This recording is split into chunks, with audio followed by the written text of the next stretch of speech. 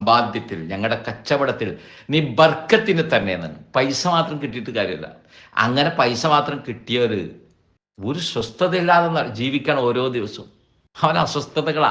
പക്ഷെ അതിൽ ബർക്കത്തുള്ളവനാണെങ്കിലോ ആ പണത്തോടൊപ്പം ശാന്തതയാണ്, സമാധാനമാണ്. ഞാനൊന്നും കൊണ്ടുവന്നില്ലല്ലോ ഈ ദുനിയാവിലേക്ക്, വെറും കൈയോടെ ഈ ദുനിയാവിലേക്ക് ഇറങ്ങി കൈവീശി വന്നവനല്ലേ.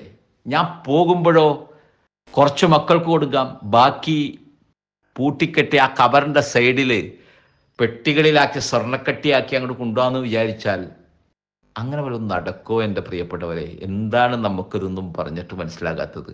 ഇപ്പോഴും നമ്മൾ വിട്ടുകൊടുക്കാൻ തയ്യാറില്ല. ഒരു കാര്യത്തിന് പണം ചോദിച്ചാലോ ചെലവഴിക്കണമെന്ന് പറഞ്ഞാലോ ഇപ്പോഴും നമുക്ക് സമയമല്ല. ഈയിടെ കാസർഗോഡുകാരനായ ഒരു വ്യാപാരി ഒരു കോഴിക്കോട് ഒരു പള്ളിയൊക്കെ പണിത് മരണപ്പെട്ടു പോയതാണ്.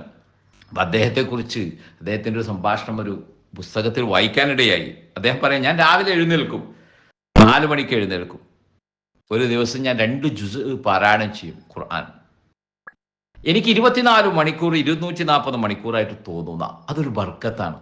എൻ്റെ ഈ ദിവസം ഇന്നത്തെ ദിവസം ഒന്നിനും സമയം കിട്ടില്ല, അതിന് പറ്റിയില്ല, ഇതിന് പറ്റിയില്ല, ആകെ വെപ്രാളല്ല. മറിച്ച് എനിക്ക് സമയം, ഇത് വാപ്പയിൽ നിന്നുള്ള ശീലമാണെന്ന് അദ്ദേഹം അതിൽ പറയുന്നത്.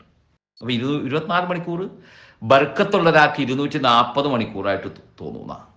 അപ്പം അദ്ദേഹം രാവിലെ എണീക്കും, വിശുദ്ധ ഖുർആൻ പാരായണം ചെയ്യും. അല്ലേ? ഇന്ന ഖുർആനൽ ഫജ്രി കാന മശ്ഹൂദാ. പ്രഭാതത്തിലുള്ള വിശുദ്ധ ഖുർആന്റെ പാരായണം അത് അള്ളാഹു സാക്ഷ്യം വഹിക്കുന്ന, അത് സുബഹി നിസ്കാരമാണ് എന്ന ഒരു വ്യാഖ്യാനം തഫ്സീർ ഉണ്ട്. എന്തായാലും ആ പ്രഭാതത്തിലുള്ള ഖുർആൻ പാരായണത്തിന് അള്ളാഹു സാക്ഷ്യം വഹിക്കും. അത് സാക്ഷ്യം വഹിക്കപ്പെടുന്ന ഇബാദത്താണ് എന്ന് പറയുന്നത്.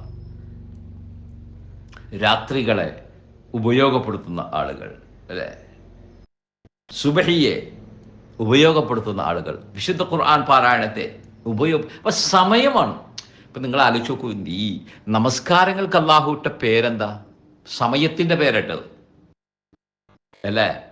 ഓരോ ഇതിനും അള്ളാഹു പല പേരും ഇട്ടിട്ടുണ്ട്. പലതിനും അള്ളാഹുവിൻ്റെ നാമങ്ങൾ തന്നെയുണ്ട് പലതും. നമസ്കാരത്തിന് അള്ളാഹു തിരഞ്ഞെടുത്തത് എന്താ?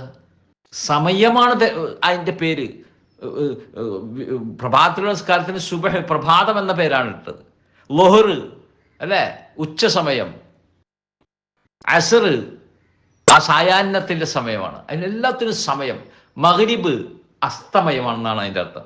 ഇശാ, നോക്കൂ, എല്ലാ പിന്നെ നമസ്കാരങ്ങളുടെ ആ പേര് തന്നെ സത്യത്തിൽ ഇസ്ലാമിൽ സമയത്തിൻ്റെ പേര്.